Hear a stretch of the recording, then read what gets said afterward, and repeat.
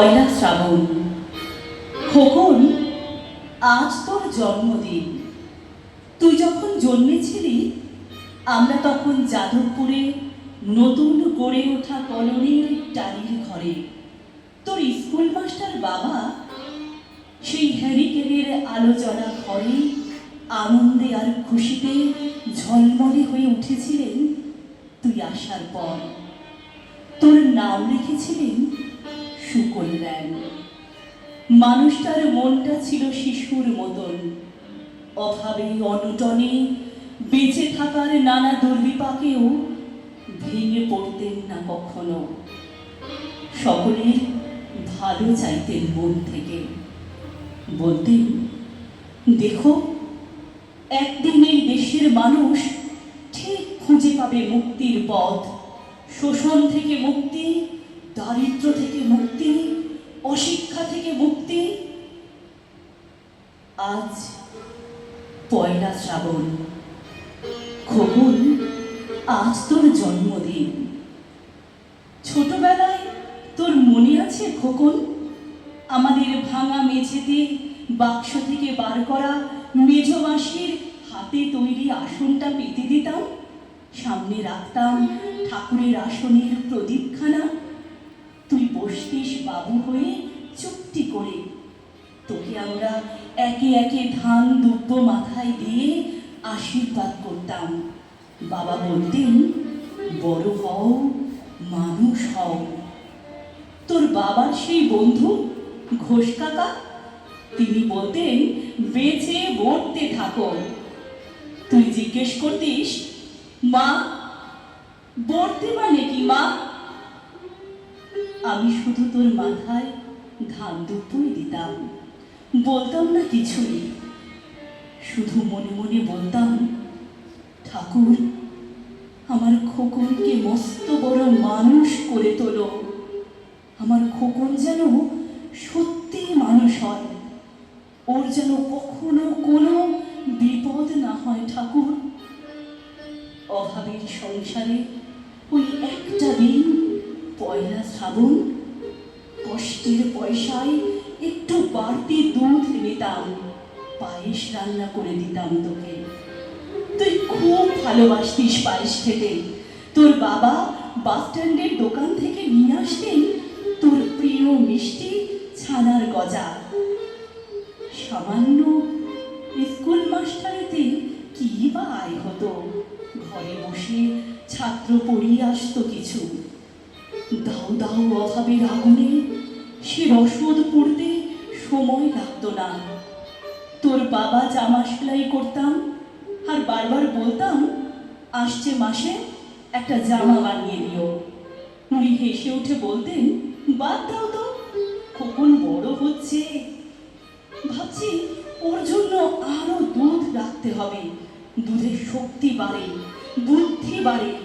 শক্তি আর বুদ্ধি না হলে তোমার খোকন মস্ত বড় মানুষ হবে কি করে? ভাবছি আরো দুটো টিউশনি নেব। ছাত্র পড়িয়ে পড়িয়ে মানুষটা দিনের শেষে ক্লান্ত হয়ে যেতেন।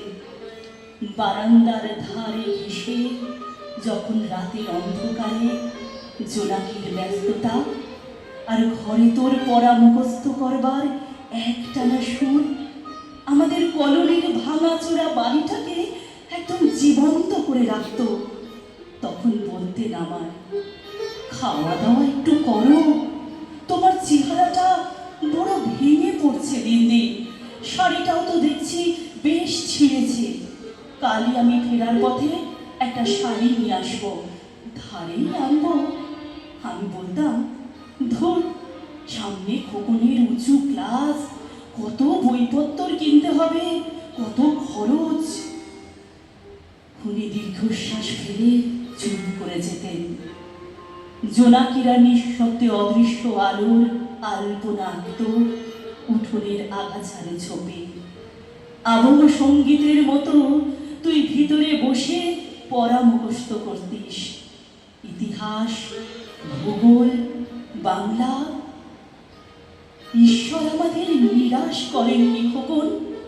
তুই কত বড় হলে সব পরীক্ষায়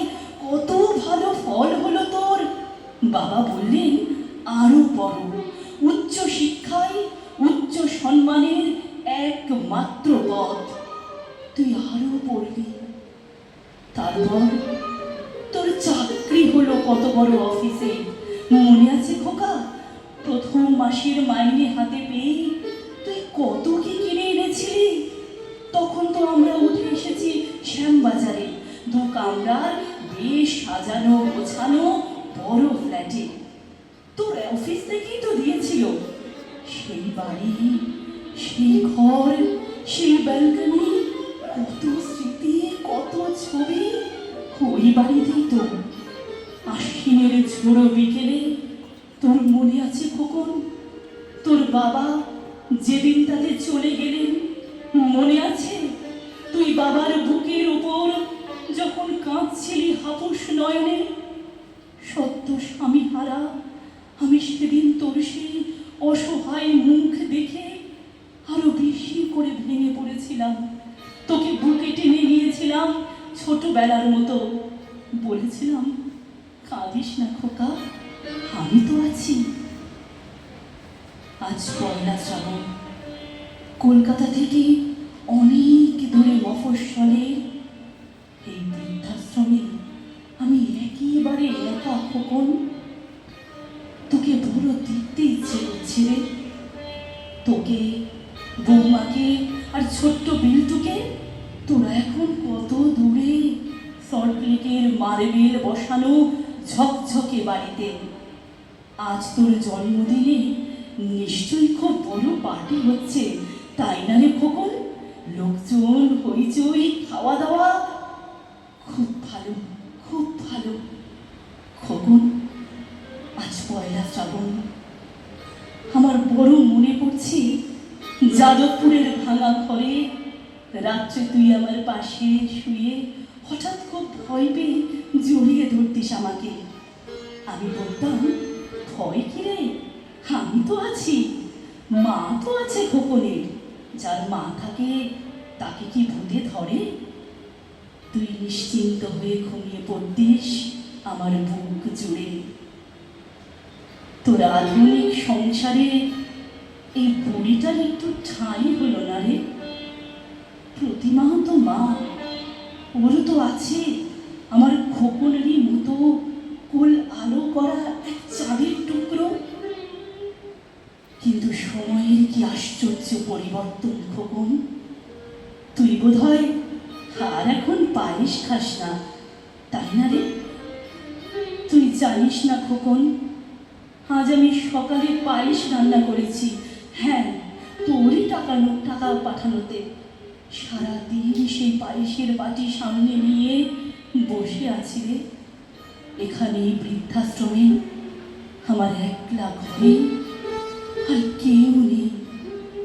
তুই একবার আসবি খোকন, একবার, শুধু একবার।